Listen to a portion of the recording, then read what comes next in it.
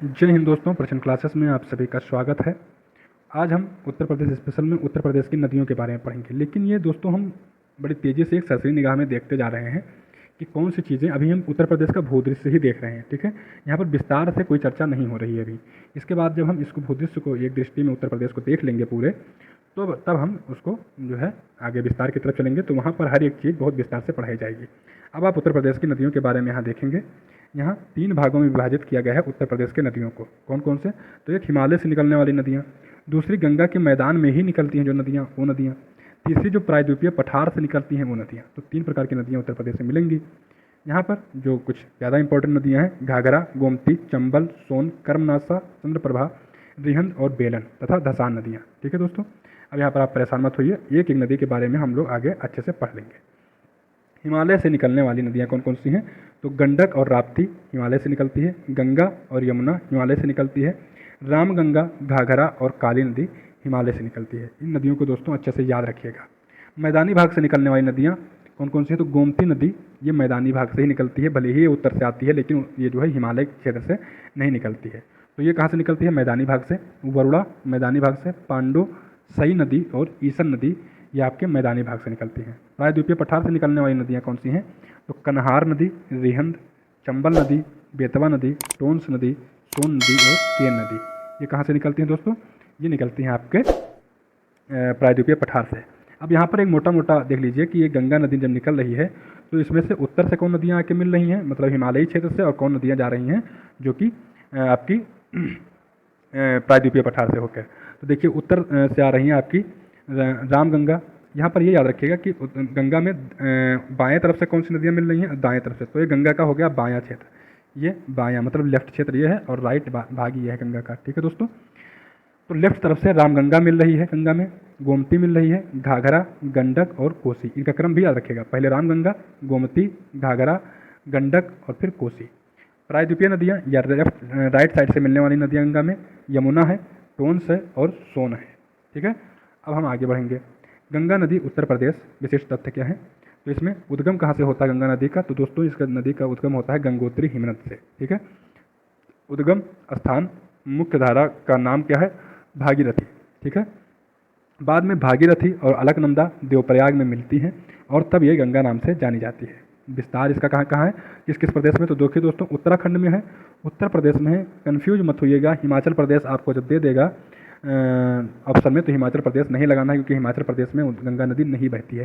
हिमाचल प्रदेश और उत्तराखंड में यमुना नदी बहती है, लेकिन गंगा नहीं बहती है। तो गंगा केवल उत्तराखंड, उत्तर प्रदेश, फिर आपके बिहार में चली जाएगी, झारखंड और फिर पश्चिम बंगाल से होते हुए चली जाएगी आपके जो है बांग्लादेश में, ठीक है। डेल्टा कौन सा बनाती है? तो बंगाल का डेल्टा अपने मुहाने पर बनाती है। लंबाई उत्तर प्रदेश में कितनी है? तो 1450 किलोमीटर इसकी लंबाई है, और टोटल लंबाई अगर गंगा की बात करें तो 2525 किलोमीटर है, जबकि उत्तर प्रदेश में अकेले 1450 किलोमीटर अकेले उत्तर प्रदेश में नदी बहती है। तटीय शहर कौन से हैं? तो फर्रुखाबाद, कन्नौज, कानपुर, वाराणसी, प्रयागराज, मिर्ज़ापुर और गाजीपुर इसके तट पर बसे हुए हैं। राप्ती नदी, इसका उद्गम होता है रुकुम कोट से, जो कि नेपाल में है, ठीक है दोस्तों। नेपाल में रुकुम कोट से उद्गम है किसका? राप्ती से। रा से राप्ती, रा से रुकुम, तो रा से राप्ती, रा से रुकुम, तो रुकुम कोट से निकलती है। और इसकी जो सहायक नदी है वो है रोहड़ी, ठीक है। रोहड़ी इसकी सहायक नदी है, और ये जो है आगे जाके घाघरा नदी में मिल जाती है। कहाँ पर मिलती है? तो बराहज नामक स्थान पर मिलती है घाघरा नदी में, जो कि देवरिया स्थान पर मिलती है, स्थान पर देवरिया जिले में मिलती है, जो उत्तर प्रदेश का देवरिया है। तो देवरिया में ये मतलब अपना स्वतंत्र रूप से बहती हुई आती है और घाघरा नदी में मिल जाती है। कौन? राप्ती नदी, ठीक है दोस्तों। टोंस नदी जो है ये कहाँ से निकलती है? तो ये निकलती है तारमा कुंड से। कहाँ पर है? तो कैमूर श्रेणी मध्य प्रदेश में पड़ता है, तो वहीं से कैमूर श्रेणी से निकलती है तारमा कुंड नामक स्थान से, ठीक है। और इसकी सहायक नदी है बेलन नदी। बेलन नदी का नाम सुने होंगे हिस्ट्री में। तो बेलन नदी टोंस की सहायक नदी है। गंगा नदी में ये जो है सिरसा प्रयागराज में मिलती है, सिरसा नामक स्थान पर प्रयागराज में ये डायरेक्ट गंगा से मिलती है, यमुना से नहीं मिलती है। तो यमुना की सहायक नदी नहीं है टोंस, टोंस गंगा की सहायक नदी है, और टोंस की सहायक नदी है बेलन नदी, ठीक है। घाघरा नदी के बारे में देखेंगे तो यह मापोचुंगो हिमनद से निकलती है, मापचुंगो या मापचाचुंगो हिमनद, ठीक है। ये तिब्बत में है, वहाँ से घाघरा नदी निकलती है। इसकी सहायक नदियाँ घाघरा की कौन कौन सी हैं? तो करनाली, सिख, टीला, सेटी, बेरी और छोटी गंडक, जब पूछेगा छोटी गंडक किसकी सहायक नदी है, दोस्तों गंडक पे लगा के मत चले आइएगा, अच्छे से ध्यान में रखिए कि छोटी गंडक किसकी सहायक नदी है, ये सहायक नदी है आपके घाघरा की, ठीक है। और राप्ती तो है ही है, जो जाकर कहाँ पर मिलेगी, ये देवरिया में मिल जाती है राप्ती, है ना, तो राप्ती तो है ही है। आगे इसका नाम सरयू नदी हो जाता है, ठीक है, इसका नाम अन्य नाम क्या है, सरयू नदी। तो इसी को जब ये अयोध्या वगैरह क्षेत्र से बहती हो जाती है तब सरयू नदी कहते हैं, और यही आगे जाकर घाघरा बन जाती है।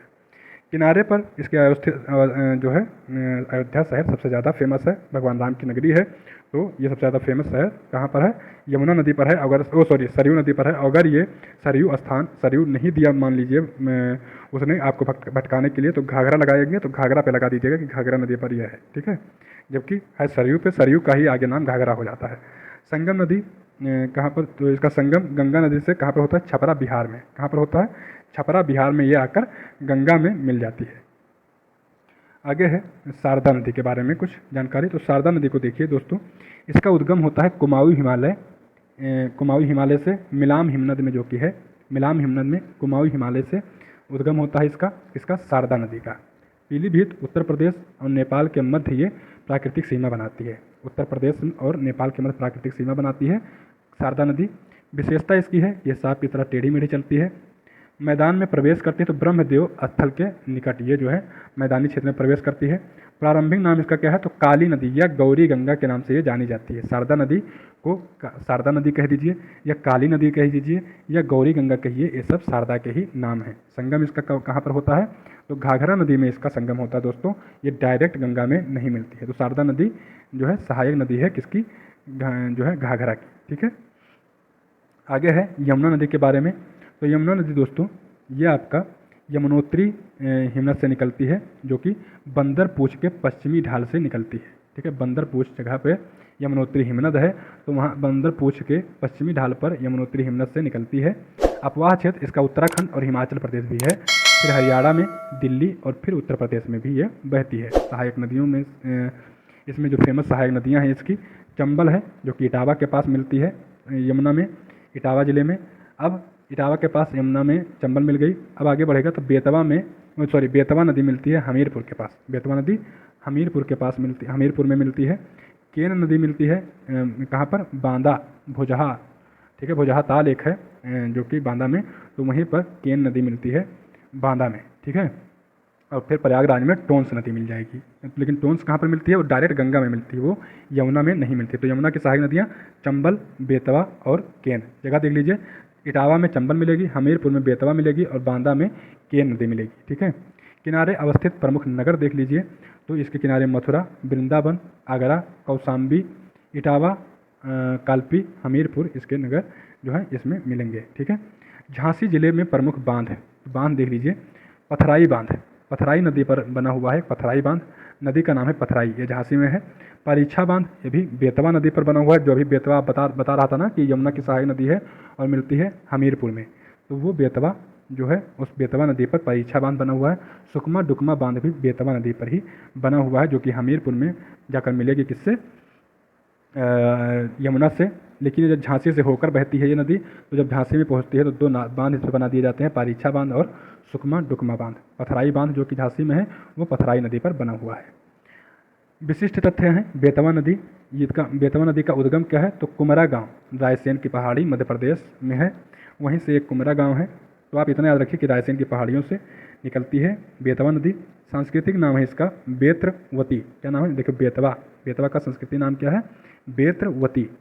प्रमुख बांध इस पर जो बना है वो राजघाट बांध बना हुआ है, ये कहाँ पर है, तो ये इसका अन्य नाम है रानी लक्ष्मीबाई सागर बांध, ठीक है। रानी लक्ष्मीबाई सागर बांध या राजघाट बांध पूछेगा तो कहाँ पर बना है, बेतवा नदी पर बना है। विशिष्ट तथ्य और देख लीजिए, तो केन नदी जो है, केन नदी इसका उद्गम कैमूर की पहाड़ियों से है, ठीक है। और ये इसका उपनाम क्या है, कर्णवती। बेतवा का उपनाम बेत्रवती और केन का उपनाम कर्णवती। निकलती कहाँ से है, कैमूर की पहाड़ी से, जबकि बेतवा कहाँ से निकलती है, रायसेन की पहाड़ी से। तो ये सब याद रखिएगा। संगम जिसका होता है यमुना से भुजहा ताल के निकट बांदा में, ठीक है। प्रमुख बांध देख लीजिए चंबल नदी के, तो चंबल नदी उद्गम कहाँ से होता है, तो उद्गम इसका होता है जनापाव पहाड़ी महू क्षेत्र मध्य प्रदेश से, ठीक है। जनापाव पहाड़ी। संगम इसका कहाँ पर होता है, यमुना नदी में होता है और इटावा में होता है, यमुना नदी में। ठीक, विशेषता इसकी है कि ये अवनालिका अपर्दन करते हुए आगे बढ़ती है। अवनालिका अपर्दन मतलब ये बीहड़ क्षेत्र बनाते हुए आगे बढ़ती है। ठीक है, प्रमुख बांध कौन कौन से हैं? तो गांधी सागर बांध, राणा प्रताप बांध और जवाहर सागर बांध मध्य प्रदेश चंबल नदी पर हैं। दोस्तों, चंबल नदी की सहायक नदियां हैं काली नदी, सिंध नदी या काली सिंध अगर कहेगा तो वो भी, पार्वती नदी और बनास नदी, ये चंबल की सहायक नदियां हैं। फिर से देख लीजिए, काली, सिंध, बनास और पार्वती, ये किसकी नदियां हैं? सहायक, चंबल की। प्रमुख बांध देख लीजिए उत्तर प्रदेश में कौन कौन से हैं? तो मिर्ज़ापुर में 5 बांध हैं। जिरगो बांध, ये जिरगो नदी पर है। अहरौरा बांध गराई नदी पर है, अहरौरा गराई नदी पर है। मेजा बांध बेलन नदी पर है। ठीक है, अदवा बांध अदवा नदी पर है। सिरसी बांध बखेर नदी पर है। तो यहाँ पर जो मोस्ट इंपॉर्टेंट है वो है जिरगो बांध जिरगो नदी पर, अहरौरा बांध गराई नदी पर और मेजा बांध बेलन नदी पर। अदवा बांध अदवा नदी पर। ठीक, मेजा बांध बेलन नदी पर। ठीक है, बेलन आप रोटी बेलने के लिए प्रयोग करेंगे, उसके लिए एक मेज या एक स्टूल या एक जिस भी वो होना चाहिए कुछ स्थान जहाँ पर रोटी बेलें, तो उसको मेज समझ लीजिए। तो मेजा बांध कहाँ पर बना हुआ है? बेलन नदी पर। जिरगो बांध जिरगो नदी पर, अहरौरा गराई नदी पर, अदवा बांध अदवा नदी पर। कोई बहुत जल्दी नहीं है दोस्तों, 2-4 बार 10 बार जितनी बार पढ़ना है पढ़िए, लेकिन याद हो जाना चाहिए क्योंकि क्वेश्चन जरूर आता है। और ये सब बांध कहाँ पर है? मिर्ज़ापुर में। ललितपुर में जो प्रमुख बांध है, जामिनी बांध जामिनी नदी पर, रोहड़ी बांध रोहड़ी नदी पर, शहजाद बांध शहजाद नदी पर, गोविंद सागर बांध शहजाद नदी पर। शहजाद नदी पर शहजाद बांध और गोविंद सागर बांध 2 बांध हैं जो कि ललितपुर में हैं। सजनाम बांध सजनाम नदी पर है और राजघाट बांध बेतवा नदी पर है जो कि ललितपुर में। अब देख लीजिए बेतवा पर कितने बांध हैं। बेतवा पर राजघाट बांध 1 हो गया। बेतवा पर अभी आपने पढ़ा था दोस्तों पारीछा बांध 2 हो गया। बेतवा पर सुकमा डुकमा बांध 3 हो गया। तो 3 बांध बेतवा नदी पर बने हुए हैं, जिसमें से पारीछा और सुकमा डुकमा झांसी में है और राजघाट जो बांध है ये आपके ललितपुर में है। तो ये अच्छे से याद हो जाना चाहिए आपको। ठीक है, सजनाम बांध सजनाम नदी पर, गोविंद सागर शहजाद नदी पर, शहजाद बांध शहजाद नदी पर, रोहड़ी नदी पर रोहड़ी बांध और जामिनी नदी पर जामिनी बांध है। ललितपुर में सारे हैं। अन्य प्रमुख बांध जो कि उत्तर प्रदेश में है, तो ये मूसा खंड बांध कहाँ पर है? चंदौली में। चंदौली में मूसा खंड बांध है। कर्मनासा, याद रखिए कर्मनासा नदी है, नदी का नाम है कर्मनासा। और जब कोई चूहा को क्या कहते हैं? मूस। तो जब मूस आएगा आपके कपड़े को खंड खंड कर देगा तो आप क्या कहेंगे? यार कर्मनाश कर दिया कपड़े का। तो कर्मनासा नदी पर मूसा खंड बांध चंदौली में। ठीक है, मौदहा बांध कहाँ पर है? हमीरपुर में। बिरमा नदी पर है दोस्तों। ठीक है, हमीरपुर में बिरमा नदी पर। तो इसका मतलब बिरमा नदी कहाँ से होकर बहती है? हमीरपुर से। मौदहा बांध वहीं पर है। कनहर बांध सोनभद्र में है, कनहर नदी पर। ठीक है, सोनभद्र में है। सलारपुर बांध जो है ये महोबा में करदिया नदी पर है। गढ़वा बांध कहाँ पर है? तो चित्रकूट में है गढ़वा बांध। ठीक है, गंडक परियोजना से लाभान्वित उत्तर प्रदेश के प्रमुख जिले, इसको याद रखने की बहुत ज़्यादा जरूरत नहीं है। उत्तर प्रदेश में बहुउद्देशीय नदी घाटी परियोजनाएं कौन कौन से चल रही हैं? तो राजघाट बांध परियोजना उत्तर प्रदेश और मध्य प्रदेश की संयुक्त परियोजना है जो कि बेतवा नदी पर है। गोविंद बल्लभ पंत सागर पिपरी सोनभद्र, ये भी बहुत महत्वपूर्ण परियोजना है।